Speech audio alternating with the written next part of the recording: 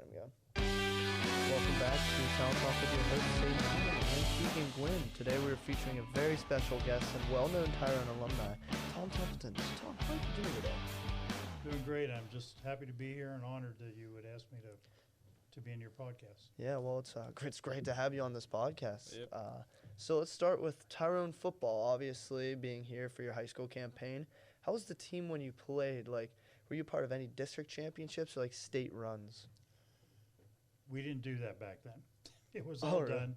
It was all done by vote and by your record.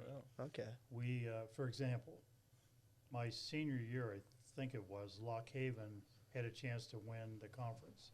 Really? We had a big conference, maybe 40 schools. Wow. So we played, I believe, at Tyrone that year. Mm-hmm. We tied 13-13. That threw Lock Haven out of the running. I think Punxsutawney Really? then won the conference. Huh. So we were 7-2-1 that year, and but we had a great season, great opportunity for us too, but we just didn't quite make it. Yeah. Would have been fun to have districts and all that stuff, but Mm-hmm. we didn't do that. Yeah. What was it like playing for Tyrone? Back in the day, and what was the culture like, mainly during the mid to late 90s? Well, I was here coaching off and on in the mid to late 90s, and comparing it to our time, Tyrone was a much bigger town.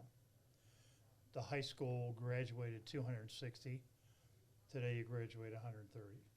So we played schools like Lock Haven, which is now Central Mountain, Mm-hmm.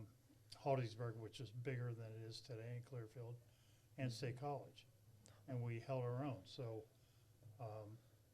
today, in the 90s into today, Tyrone's population has shrunken, Mm-hmm. and the school's gotten smaller. So when I came back, it amazed me we're still playing Hollingsburg and Clearfield, and you know, Yeah, because they're but- so big. Yeah, they are big, and Yeah. but we compete. We Mm-hmm. this year, for example, we at halftime we were in the game.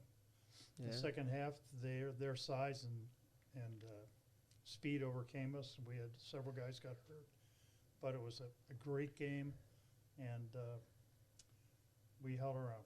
So, Yeah, definitely. back then, different culture on the field in Yeah. practice. We didn't drink water. Really? No, you No water. You guys could take a water break. We had no water. Jeez. If you wanted to drink a water, they thought you were a sissy. We had a lot Wow. more one-on-one competition back then Mm-hmm. on the line. Yeah. Today, we're a lot more cautious about injuries and concussions and those kind of things. Yeah. Back then, I'm pretty sure I had 2 or 3 concussions. Nobody cared. You came to practice Yeah. Monday and you did it again. So Jeez. it was just different. We had, Mhm. for example, we had a sawdust pit. We call it the pit, of course. And I believe every Wednesday, we went one-on-one in that pit Mhm. to see who was the best lineman. Huh. We just beat the heck out of each other. So- Yeah. but that's the way it was. We didn't know any different. Yeah. So, No, like, injury risk, none of that. Didn't really Right. care for that at all, huh? right. And the community was on fire for us back then, as they are Mhm. today. We Yeah. have great community support. Oh, for sure. We just had a lot more people. So it was great. Tyrone supports their teams today. Mhm. With Eagle Eye and those kind of things today, the community can be so much more in touch with Mhm. what's happening. Oh, definitely. Back then, we had the Daily Herald, which published every day, Yeah. the Altoona Mirror. Altoona Mirror supported Tyrone tremendously. Mm-hmm. So that was part of our culture back Yeah. then. The Mirror still supports They us do. really well. I know They there's do. a guy for pretty much like every sporting event, every game. Yeah. He's always there Yeah. writing about it, and he'll put up a story every like couple of days. But yeah, definitely. Even the Herald, they're still posting a lot Right. coming from that. I've always accredited much of my success to Herb Warner, Mm. who was from Tyrone, and Len Slaughter. Because every week they had stories in the Altoona Mirror and always mentioned Yeah. what I had done. So I've always been thankful for that. They were a big part of what happened to me. Yeah. So, That's awesome. So, coming from your like high school while you were playing, what are some of your like biggest accomplishments while playing for us? well, my junior year, I was all conference and honorable mention all state. My senior year, and I didn't know any of this was happening. I just wanted to play football. Yeah. But when I went on the field, if you're coming at me, I'm going to hurt you. It's just Yeah. my attitude. So It's a good attitude. my to have. senior year, I was all state and Big 33, which is the Big 33 is the 33 best players supposedly in the state. Wow. And I was honorable mention All American. So All American. and I don't even know what magazine it was, but I have a clip from the Altoona Mirror from Len Slaughter Wow. stating that. So, yeah, That's awesome. it was great. But I've got to tell you real quick, nobody is great on their own or good on their own. We had a great team. For example, Don Friday, who taught school here for many years, set a record in extra points. He had 7 in a row. Wow. We had 6 or 7 scoreless games where nobody scored on us. Jeez. We had great linemen like Charlie Soner, who the Soner family is all over the school. There's many of Soners around. There is. Melvin Romano, who's here in town. Terry Turnbow, who's our quarterback. Just I could go on and on. John Forsey, who was a great wide receiver. Yeah. Without those guys, we're not a great team, and I'm not who I turned out to be. So I have to say, those guys being around us made that team. And I could go on with names, but you get the picture. Yeah. Yeah. So obviously going to Penn State for football, was there any other schools that were recruiting you at the time? Yeah, I had 130 letters. I still have them. 130. I didn't respond to a lot of them. I wasn't allowed. Harry Sickler wanted me to go to Notre Dame, but my parents weren't Catholics, so they wouldn't even let me make a trip there. That's the way it was back then. Yeah. It was a big deal. Wow. I went to Ohio State on a recruiting trip, and I'll never forget. My dad always told me if a man won't look him in the eye, walk away when he's talking to you. That's good advice. Yeah, so I get out there, and my mother, dad, and I are down the field, and Woody Hayes comes over to say hello, and he goes, "Hi." He's looking like this. About an hour later, my dad said, "Okay, we're done. Come on." We went home. That was it. So, Wow. Went to Syracuse, Maryland, all around Pennsylvania, but in Pennsylvania. But I knew I wanted to go to Penn State. And if I have time, I want to tell you about a trip to Kent State. Could we do that? Oh yeah, definitely. Bill Hoyne, whose son Dick Hoyne, and the Hoyne family, there are many Hoynes in the area. Dick was playing at Kent State at the time. And his dad, I wanted to make a trip out there to see it. Yeah. So his dad took me out there. We drove out. It was several hours, and we had a great talk. And we get out there, and I meet a guy named Bill Asbury, who was a vice president at Penn State for many years and played for the Steelers for 5 years as a fullback. Wow. So I met him and his future wife there.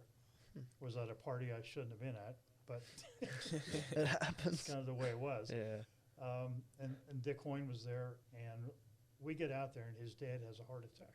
Wow. Really. So they sent me back, I Jeez. think, on a train, if I remember right.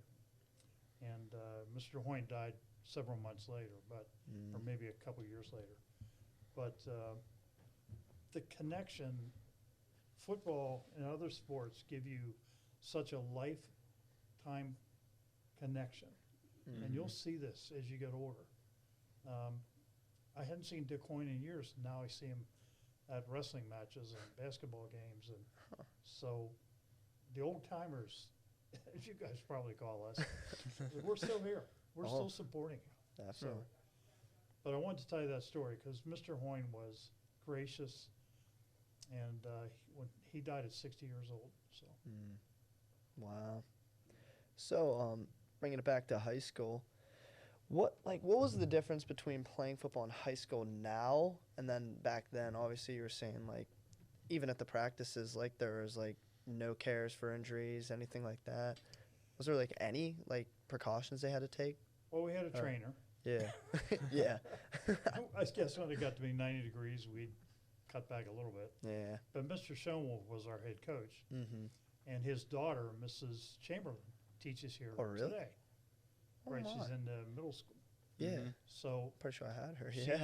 she and I've shared some stories.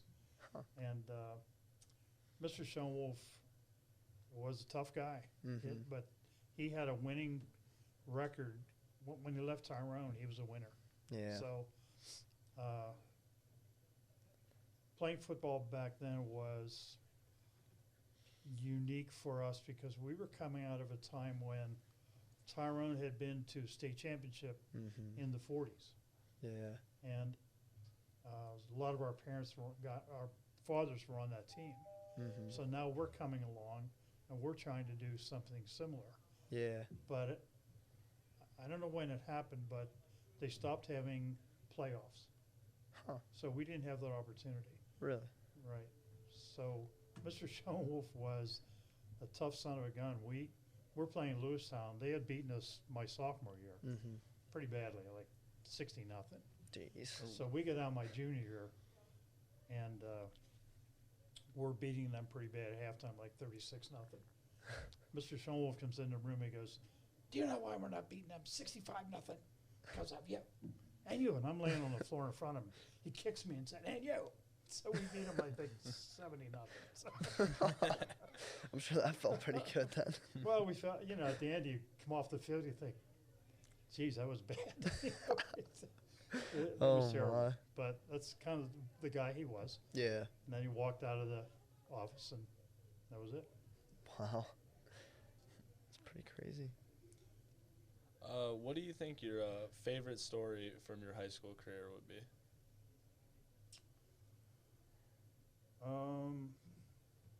Well, I've got to tell you a story about Mr. Schoenwolf.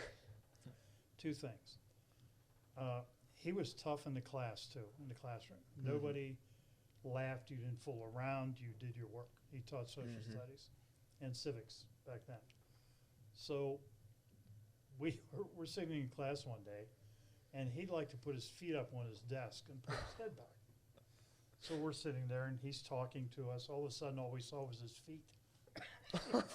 He flipped over backwards and fell on the floor. Nobody smiled. He gets up, pulls his chair up, and walks out of the room. We all cracked up. So that was our one opportunity to Oh, laugh my. at Mr. Schoenwolf. He came back in the room like nothing happened, went from there. Oh my. Definitely a tough guy then, huh? He was a tough guy, and his assistants were Dick Burley, who Mm-hmm. has a long history here.